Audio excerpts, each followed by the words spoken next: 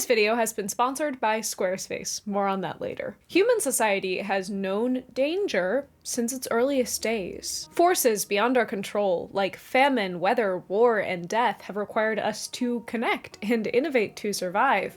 But few threats have been as pervasive, as challenging, as deadly as disease. Before the advent of modern medicine, sickness was difficult to prevent, hard to control, and nearly impossible to comprehend. However, there was one tool that has been with us since the dawn of our society that has allowed us to fight back against plague and pandemic throughout history: stories. Today, we are going to be exploring this relationship between plague and storytelling in order to figure out why some of history's most traumatizing experiences have also been our most creative. Although our history has always been shaped by disease since before we learned how to walk, there is one plague that looms larger than the rest: the bubonic plague. The bubonic plague was one of history's most deadly and most recurring plague epidemics, and if you don't want to hear some kind of gross details about what it does to your body, go ahead and skip to this timestamp. Within just days, or sometimes hours, of being infected by the bubonic plague, the first major sign you would see were these large lumps called buboes, which is where the name bubonic comes from, that would appear on areas like your armpits and your groin. These would grow to sometimes be like the size of eggs, and they were incredibly painful, oozing blood and pus, and they came accompanied with fever, chills, vomiting, and diarrhea. In some cases, the infection would spread to the blood or to the lungs, which came with its own terrible symptoms, but either way, the result was the same. 60 to 90% of the people who came down with the bubonic plague would be dead within less than a week, earning the disease the moniker the Black Death. We now understand that the Black Death was caused by a bacteria called Yersinia pestis, which is carried by fleas and transferred to people and livestock by bites. Unfortunately, fleas were everywhere in the medieval world, making this disease incredibly hard to track, especially with their limited technology and understanding, and even harder to prevent. The infected fleas first reached Europe en masse in the 1300s, taking advantage of newly established trade routes, transporting themselves via caravans and boats. They could hide in pretty much anything. So although it was great that at the time increased globalization was bringing about new spices, new goods, and new knowledge, this globalization also came with the bubonic plague, which swept across Europe like wildfire. Once it reached Europe, the Yersinia pestis bacteria would prove to be incredibly stubborn, and it never really went away until the modern period, although there would be waves in which more cases were seen. The first of these waves began in 1347, and it would leave 1/3 to 2/3 of Europe's population dead. Although we now understand this disease's function pretty well and we know how to stop it, medieval doctors didn't have that advantage. They had no idea of the existence of germs or bacteria. They were still operating on the four humors systems, in which if your four humors became out of balance within yourself, you would become sick. So they were left hypothesizing that the bubonic plague was spread by touch or maybe through the air. Although some people would come up with innovative solutions, like masks that they would stuff with sweet-smelling herbs and flowers to mask the bad scent and so ward off the miasma, as they thought of it, the only real, practical, tangible advice that doctors could offer was for people to leave plague-stricken towns quickly, to go out to the countryside where they could find fresh air and distance, and to only return to the town when all those afflicted with the plague were dead. However, this wasn't their only advice. Medieval physicians understood that there was a tangible, physical element to the plague, that something was being passed from one person to another that could be prevented by distance and fresh air, but they also understood that there was a psychological element to plague. Plagues are dangerous for a lot of reasons, but one of the most acute dangers is that of societal collapse. Suspicion ran just about as rampant as fleas at the time of the Black Death, Strangers were regarded as highly dangerous, as just one infected traveler coming into your town could wipe out every person there. Because they didn't understand the root cause, that it was just a naturally occurring bacteria, some people thought that the plague was being caused intentionally, that evildoers were coming into town and poisoning their wells. Some families were torn apart, abandoning each other to avoid becoming sick, and if a family stuck together, it was just as likely that their neighbors would board them into their house to prevent them spreading the disease, and they would only let them back out once they were all dead. Medieval people were well acquainted with death. People died young, they died often, and often in mysterious ways, but there was something about plagues, their insidious nature, the way they spread from one person to another, their lack of understanding about them, that made them a unique breeding ground for mistrust and isolation. The psychological impact of this breakdown was dangerous, and that really cannot be overstated, and this was something that medieval doctors of the time recognized. Among other influences that must be avoided in such times are especially those of fear and imagination. For from imagination alone can come any malady. So one will find that some people get into a consumptive state solely by imagination. They believed that retaining a positive mindset was key to preventing catching the plague. Giovanni Boccaccio, an Italian author who was writing in the first years of the bubonic plague in Europe, addresses these ideas in his book called The Decameron. I don't know if that's correctly pronounced, but I'm going to call it The Decameron. The Decameron begins by describing the way that the plague has ravaged Boccaccio's home city of Florence, and it was one of the first pieces to come out at this time that addressed the plague directly. He speaks of how half of the population has been wiped out, of how society has almost completely fallen apart, but he doesn't let the entirety of the Decameron wallow in this misery. Instead, his tale follows 10 young women and men as they escape the city and travel to the countryside together. There, they make a Canterbury Tales-esque deal to spend each day sharing stories with each other. These stories range in topics covering folklores and fairy tales, love and honor, including a lot of humor, but the content of the actual stories pales in comparison to the importance of the art of storytelling itself. In his book exploring the role of storytelling in early plague prevention, Martin Marafiotti explains, "The stories have a prophylactic function. They keep the minds of the narrators occupied so that they do not succumb to the plague. The preventative value of the stories is clear.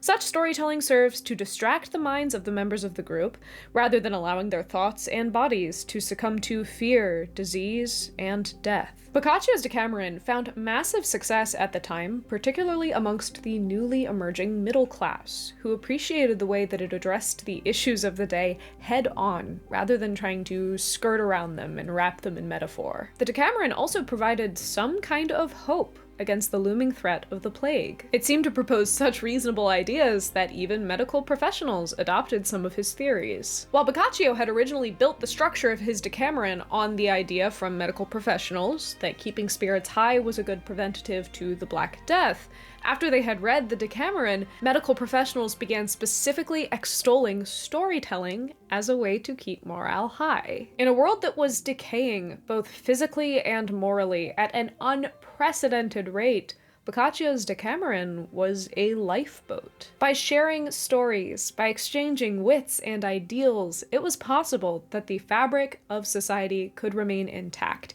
even if disease and strife were rampant. And if you can't afford to just scurry off to the countryside in order to connect with your friends better, might I suggest the alternative option of using this video's sponsor, Squarespace. Squarespace is the all-in-one website platform that allows you to stand out and succeed online. They have streamlined the website creation process and made it so incredibly easy for you to connect with your audience, make content, and sell products all on your terms. With Squarespace, you can run your very own email campaign to get information directly to your audience, and with their blogging tool, you can share pictures, videos, and updates. Their state-of-the-art website design system allows you to make your very own unique website using simple drag and drop technology available on both desktop and mobile. And if you're not sure where to start, Squarespace has a whole library of flexible website templates ready to be customized to your look and your unique needs. Whether you're just starting out or you're ready to take your brand to the next level, you can go to squarespace.com for a totally free trial And when you're ready to launch, go to squarespace.com/JessOfTheShire to get 10% off your first purchase of a website or domain. Thank you so much to Squarespace for sponsoring this video and supporting this channel, and thank you to all of you guys for checking out my sponsors when I have them. Methods of prevention against the plague, such as those found in Boccaccio's Decameron, were really heavily emphasized by medical professionals because, well, prevention was kind of your only defense. Medical pamphlets of the time, which addressed the plague, were broken down into multiple sections. They would begin with a pretty hefty section, which for visual reference we will say is like this book, like this heft, which was all about the hypothesized origins and nature of the disease. They would talk about witches or curses or poison, and they were able to come up with, a pretty hefty amount of content. The next section was all about prevention, and that would, be a pretty beefy section. They'd talk about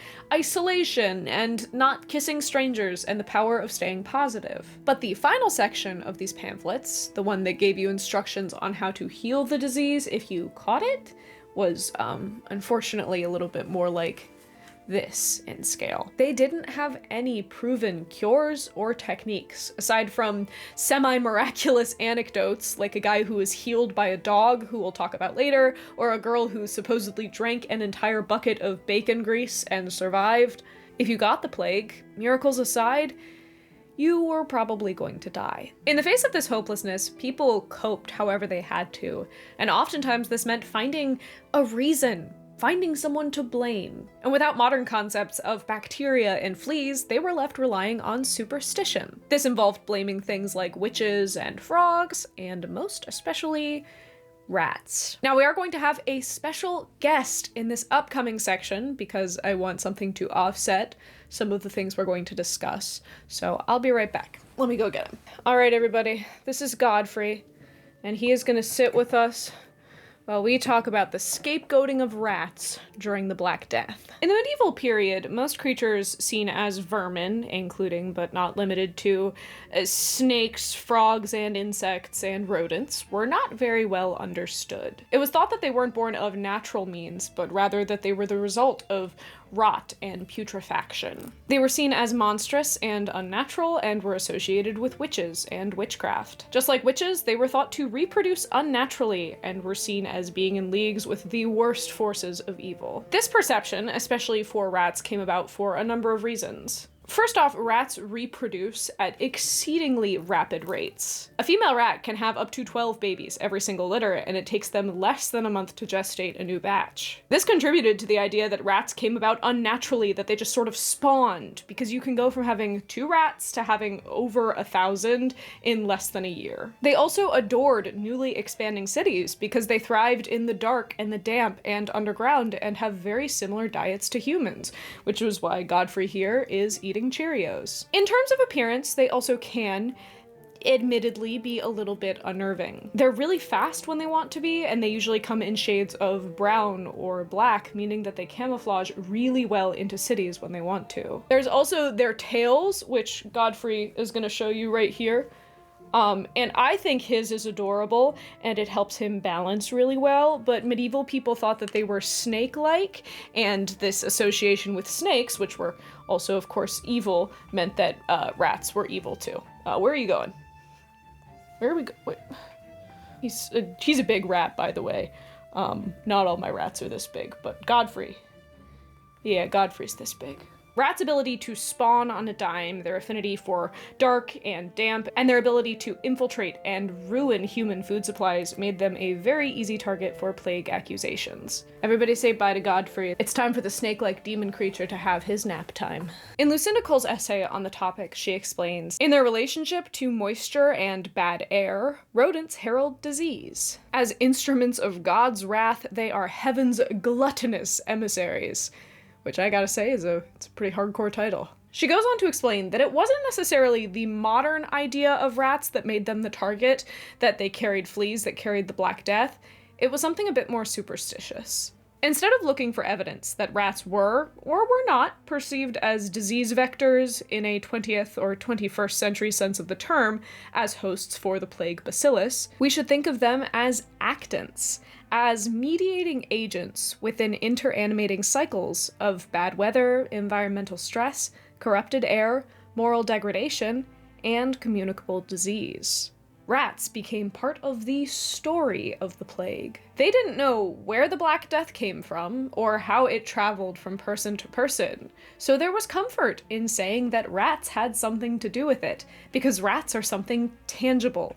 You can do something about rats. My neighbor has just started up a motor and shows no signs of stopping, so I'm gonna record through it, but hopefully it turns off soon. And they certainly did do something about rats. They hired professional rat catchers, they invented increasingly advanced rat traps, and according to some stories, they even harnessed the power of music. The 13th century tale of the Pied Piper of Hamelin describes a colorfully dressed rat catcher whose method was to play music and hypnotize the rats and lead them out of town in an orderly line. While the actual historical veracity of this story is a bit suspect, since my rats only strongly respond to the song Hotel California by the Eagles, and that song had not come out in the 12th century, hiring Pied Pipers, hiring rat catchers, creating traps, made them feel like they were doing something against the plague. As a brief aside, because I hate rat misinformation, modern day studies have actually called into question whether or not rats had anything to do with the plague at all. A 2017 study ran models of various transmission methods of the bubonic plague in a society like medieval Europe,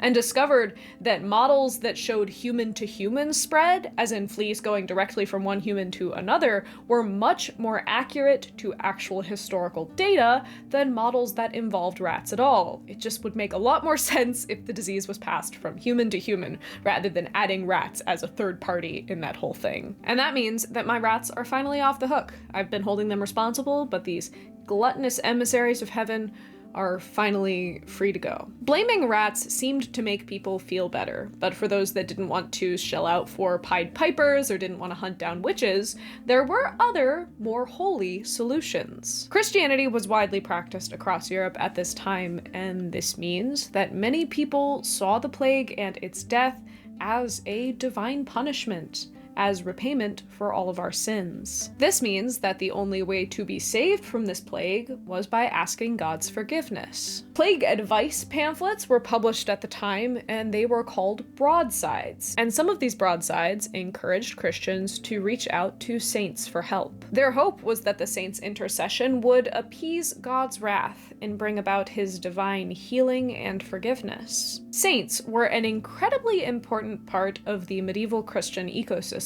Christian saints are defined as good and virtuous people that both the church and public consensus agree have made it to heaven, based on the evidence of posthumous miracles, among other things. Church members would pray to saints and basically ask them if they will talk to God on the supplicant's behalf, meaning that they were sort of intermediaries. Intercessors. The saints were an accessible and familiar way to reach out to God, and their comfort and their stories were a balm to people during the Black Death. Two saints specifically mentioned in a broadside from the 15th century were Saints Sebastian and Saint Roch. Saint Sebastian was a 3rd century martyr who never actually dealt with the bubonic plague himself. However, due to his faith, he was shot with multiple arrows, but managed to survive this grievous injury with the grace of God. This made him the ideal intercessor for those stricken with the Black Death, because arrows were also seen as an image of the plague. Arrows could be considered a symbol for divine wrath, as they fly down from the heavens to strike people,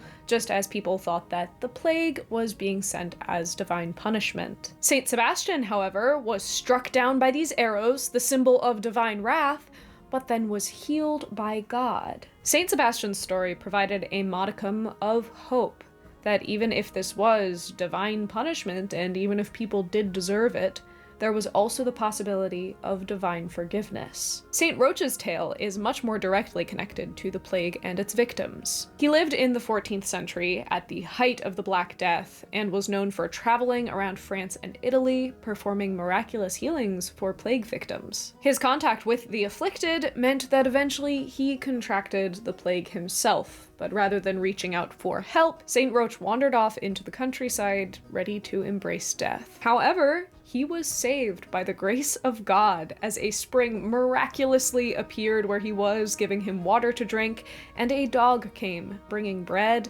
and licking at his sores until they were healed. Saint Roch and his miraculous healing was yet another story that gave medieval people something to hope for. By praying to Saint Sebastian and Saint Roch, and by pleading for God's mercy, people felt like they had some kind of agency in the face of this tragedy. In some places, storytelling played an even more obvious role in plague recovery. In the 1630s, the German town of Oberammergau in Bavaria was being hit from all sides. The 30 Years' War was wreaking havoc all across Europe, and a new, more aggressive strain of the plague had just arrived in Bavaria. Though up until this point, they had managed to remain unscathed and uninfected, in 1633, a stranger came into town, brought the plague, and it spread like wildfire. With no other option, the townspeople gathered together and swore to God that as long as them or their ancestors were living in Oberammergau, every 10 years, there would be a passion play performed. Passion plays, performances which present the death and suffering of Jesus Christ on the cross, had been around in Europe for some time. They were shown at the Easter season and were used as a way to educate and celebrate this most essential part of Christian theology. But for the people of Oberammergau, their passion play would become so much more. It's reported that as soon as this pledge was made, back in 1633, there was not one more death due to plague in Oberammergau. Even those who had been infected survived. Whether or not that fact is strictly true is irrelevant. This promise gave the people of this village the motivation they needed to survive.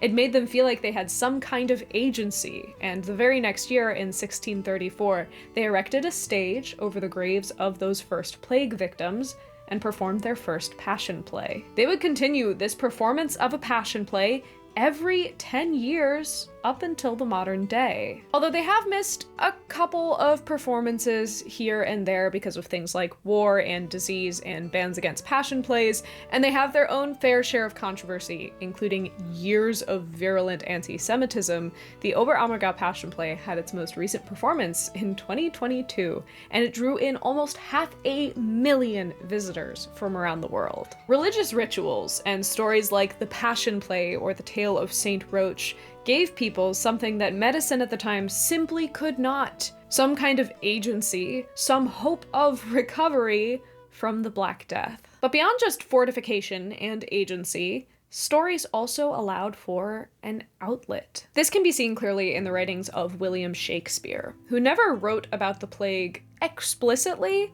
but said a lot about it implicitly. Shakespeare was born in 1564, smack dab in the middle of a round of plague that killed 1 in every 5 people in his hometown of Stratford. London, where he spent his adult life, was constantly cycling in and out of plague periods, which would choke up the whole city, hitting theaters especially hard. Theaters were closed for incredibly long stretches, sometimes months at a time, cutting him off both financially and creatively, and yet, Shakespeare never wrote about a plague. This likely comes down to the fact that plagues were simply just too commonplace.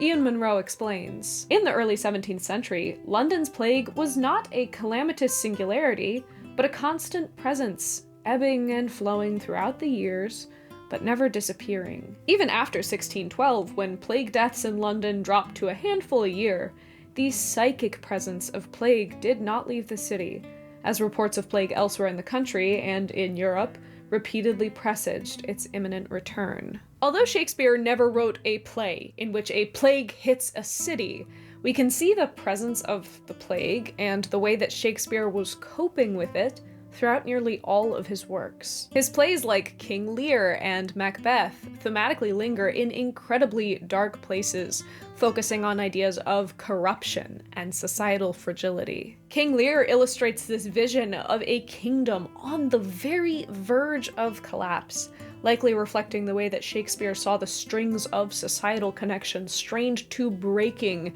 by disease and isolation and suspicion. Macbeth explores the contagion-like nature of evil as witches and vermin weave their spells beneath the streets of polite society. The title character has to come to terms with the fact that no amount of ambition or power could ever supersede the fundamental powers of the universe: disease, decay, and death. After the loss of his wife, Lady Macbeth, he laments this futility. Tomorrow and tomorrow and tomorrow creeps in this petty pace from day to day to the last syllable of recorded time. Life's but a walking shadow. It is a tale told by an idiot, full of sound and fury and signifying nothing. Even his comedic, pastoral plays cannot escape the looming shadow of the Black Death. Plays like A Midsummer Night's Dream or As You Like It praise the value of simple country living, of freedom and fresh air. This idea of the restorative, healthy nature of the countryside was, no doubt, in part, enforced by social distancing measures of the day, of escaping the city in order to avoid infection. However, while both of these stories are all about how the countryside is free and revitalizing, they cannot remain entirely positive. A Midsummer Night's Dream, for all of its hilarity and lightheartedness, is also a sharp commentary on how emotions like passion and lust and love can break down polite society. As You Like It is a whimsical romance about how the power of nature can set our hearts free, but it cannot escape its own shadow. The poet Jacques, for example, who spent years out in the supposedly revitalizing, restoring beauty of nature, still sees the dark side of humanity. His iconic monologue begins, "All the world's a stage, and all the men and women merely players." This speech goes on to deconstruct the journey of a man's life. It talks about how all the ups and downs, all of the triumphs and the loss, the fear, the pain, the beauty, is largely futile and pointless. Because in the end, we all die. It concludes, "Last scene of all that ends this strange, eventful history is second childishness and mere oblivion. Sans teeth, sans eyes, sans taste, sans everything." The long-term effects that the presence of the plague has had on the mind is everywhere in Shakespeare's writing. There is a loss of innocence, a lack of basic faith in humanity that cannot be recovered even with all the power and glamour of the Fey realm. However, Shakespeare's creative output isn't entirely doom and gloom. In his Sonnet 30, Shakespeare explores the pain he feels when he reminisces on the people he's lost. However, his familiarity with death, its commonplace role in his life, has given him perspective. Although he mourns the loss of his friend, the memory is still quite sweet. "But if the while I think on thee, dear friend, all losses are restored and sorrows end." Through the power of remembrance, through the ability of poetry and literature and storytelling to crystallize memory, no one is truly lost. Shakespeare's writing embodies the way that storytelling allows us to cope with inevitabilities like death and disease, acting as an outlet for our darker thoughts and a balm for the things that we've lost. I have no doubt that throughout this video, you, sitting there watching this, have been thinking back to your own plague experiences. In the spring of 2020, just about 4 years ago, the COVID-19 pandemic shut down the whole world and killed many people. And in a lot of ways, it put us back in the place of the medieval period and its plagues. I actually had the idea for this video because in 2019, right before the pandemic, I did a term paper for college on the Oberammergau Passion Plays. As the pandemic crept in and things fell into place just as they had hundreds of years ago, I couldn't help but think of the villagers of Oberammergau and how they held on to story as their saving grace. As so many of us were locked inside, isolated from each other, many of us found for the first time in our adult lives the time and energy to share stories again. Studies have shown that people around the world experienced a boost in their own creativity in the first couple months of the pandemic. I know this was certainly true for myself. I was unemployed that summer and living as cheap as I humanly could in my college housing, and in the span of about a month, I wrote an entire novel. That novel wasn't good enough to ever see the light of day, so don't worry about that anytime soon. But this intoxicating combination of free time, fresh air, and a desire for escape led myself and many of my peers to create more than we had ever had time to before. Of course, this was not a universal experience, and a lot of people had less free time to create in the shutdowns than they did before, but still, they found comfort and solace in stories. According to the US Bureau of Labor Statistics, in those first couple months of the pandemic, people spent more money on recreational reading than they ever had before. Particularly young adults spent 1.6 times more money on reading for fun in 2021 than they did in 2019. Every form of entertainment, from TV to movie, video games to audiobooks, saw a bump as people sought comfort in worlds and times outside of their own. It's really easy to dismiss the historical role of storytelling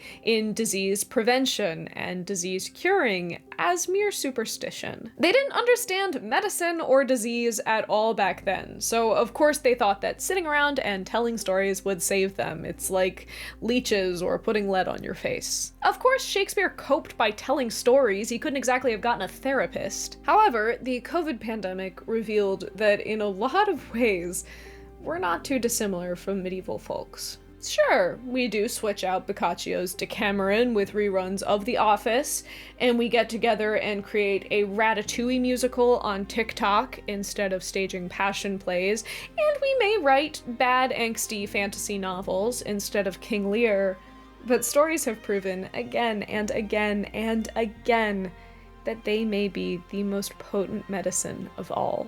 Other than penicillin and vaccines and stuff, those are probably more potent medicines, but you know, that's all right. They can coexist. Both can be true. I will admit that this topic may be a little bit out there for my channel, but it's something that I wanted to talk about, so I did. I tried to get folks on my Discord to guess what this video topic was going to be with a couple of hints, and they did not get it. But we did come up with an idea to do an all-rat staging of King Lear. So if you want to be around for groundbreaking artistic discussions like that, feel free to check out my patrons-only Discord, accessible via my Patreon, which is linked below. Leave a comment if you learned something new from this video, and if I skimped out on any historical details, feel free to fill them out in the comments. Give this video a like if you enjoyed it, because it really helps me out, and do consider subscribing, because I talk about Tolkien and storytelling and, obviously, anything else that I want to talk about on this channel every single week, and I'd love to have you join our little community. Thank you so much for joining me this week, and I hope that you have a very happy, hobbity day.